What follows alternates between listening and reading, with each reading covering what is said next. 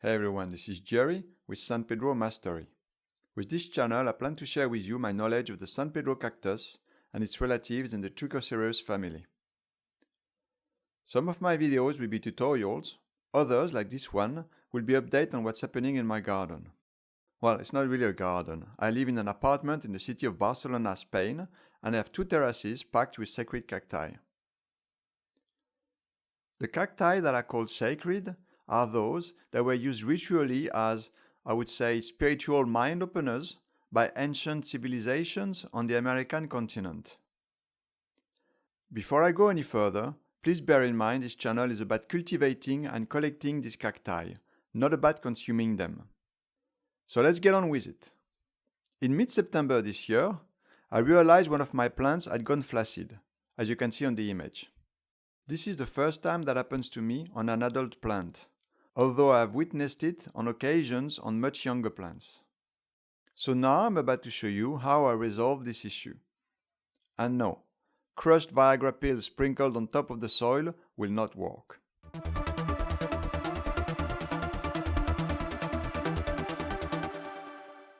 Here, a cactus that can't get it up is a Trichocereus Bridgesii, more commonly known as the Bolivian Torch. It is one of the big 3, the 3 best known columnar sacred cacti, which also include the San Pedro and the Peruvian Torch. It looks like the base is loose. Yes, but I don't see any rot. So, can I lift? No, it seems to be well anchored. Maybe it's just, it needs a bit more soil on top because it looks to be low on soil to give it some rigidity. I think in any case, the problem with this one is that it was laying on this one for too long, and somehow last week it must have moved, and because it was always laying on this one, it hasn't built a strong core, and that's my guess, and now it's all like supple. So I could try and straighten it with a stick there, but I think the best is probably to cut it in 2 parts. Here, in the middle of that curve, and this to repot separately. And the lower part I will leave in its pot as it is now, I'll be fine. To cut the plant, you can use a sharp kitchen knife. Since the cactus bows, I'm sure it does not have a very hard and woody core. So I won't need an axe, a machete, or a handsaw. Most likely, a sharp kitchen knife will cut through it like butter. If ever the core is a bit harder than expected, you can use a bread knife like the one you can see here above. Disinfecting the blades with alcohol is a good idea, but in my experience this has never made much difference. I have cut dozens of adult San Pedros without disinfecting the blades, and they were fine. Notice that I've cut it at an angle here, so that the water does not accumulate on top. And this part I will now leave it to heal, preferably in a ventilated place, but not directly in the sun as it is now.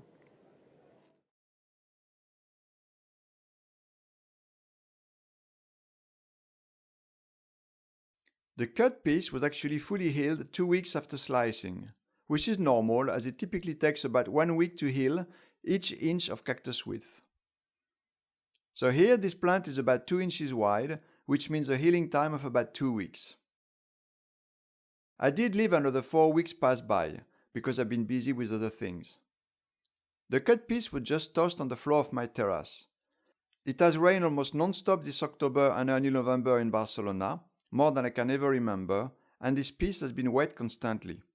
But there is good air circulation as it is outside exposed to the elements, and temperatures have been mild, so it has healed without any problem. I was given this cactus in quite a bad state. Notice that the skin of the cactus is heavily corked. This prevents the sun from getting to the plant, which slows down photosynthesis and growth. In fact, this plant has only grown 12 inches or 30 centimeters in about 3 years. Normally these plants, when adult, grow as much as that in just 1 year. You can clearly see which part is the new growth as it has no cork. The plant has actually grown a little while it was laying on the floor of my terrace. Notice that it has grown less wide than the rest of the body. That is the problem of cutting a top section and then repotting it. it will grow narrow until it's managed to make a new root system. And if later on the plant grows again full width, then you will have a thinner section in the middle, which is not very good looking and could possibly break at some point when the plant flexes with the wind. The black mold dots are nothing to worry about, since they are formed on top of a well-formed callus. So let's get started with the repotting. I will be using a fairly large pot.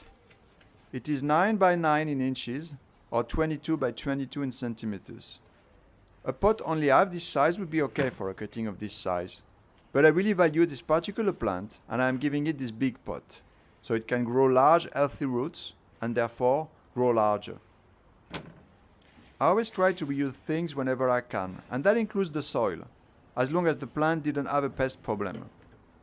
Here I will reuse the soil from an old leafy plant that has now died.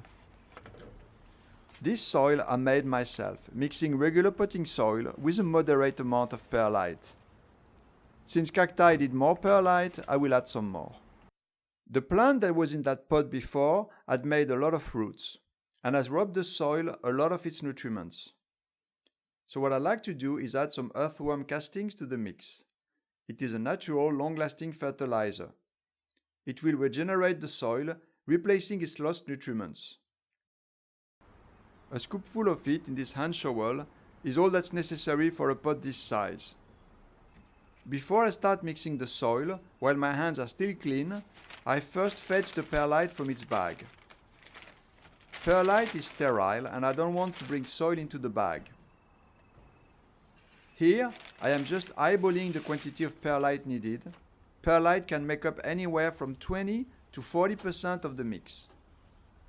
In this particular case, considering the soil already had some perlite in it, I think we will be closer to 40%.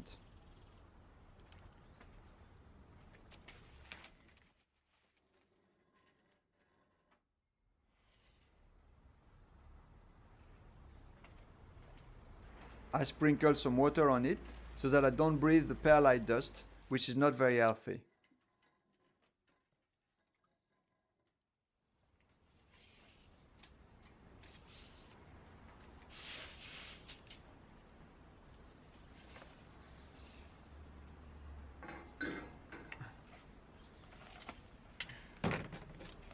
Now I remove the stem from the old plant and I pour the old soil into my tray, where I will mix it together with the perlite and the earthworm castings. I don't know if you will notice that in the video, but the soil is quite humid. This is because it has rained recently over the soil which I reused. A soil that is humid but not too wet is ideal to trigger the growth of roots. By the way, I have never used any rooting hormones, which are nasty, toxic chemicals. Quite frankly, you don't need them. All my plants have always rooted without any problem. You just need to leave the plant alone once you've repotted it, and let Mother Nature do its thing. First, the cactus will grow roots, which could take days or months. And then, once it's built a decent root system, the plant will start growing again.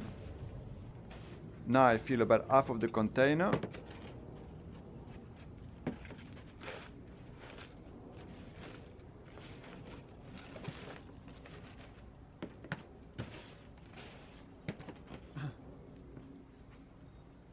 And I throw the cactus in it. Could be a touch higher, so I add another handful of soil. Now I will add soil around it. With time, the part of the cactus that is below the soil surface will be fully covered with cork. But this one is already partly corked, so that should be an easy process. This particular cutting is buried halfway through the pot. If the cutting was taller, I would recommend burying it a bit deeper to give it extra stability. Either that, or plant a bamboo stick alongside the cactus and attach the two together. Contrarily, if the cutting was shorter, then you could get away with setting it a bit higher in the pot, closer to the soil surface. In the end, you want to press moderately on the soil to give the cactus stability. A bit of cleaning before I put the plant away since earthworm castings are black and they do stain quite a bit.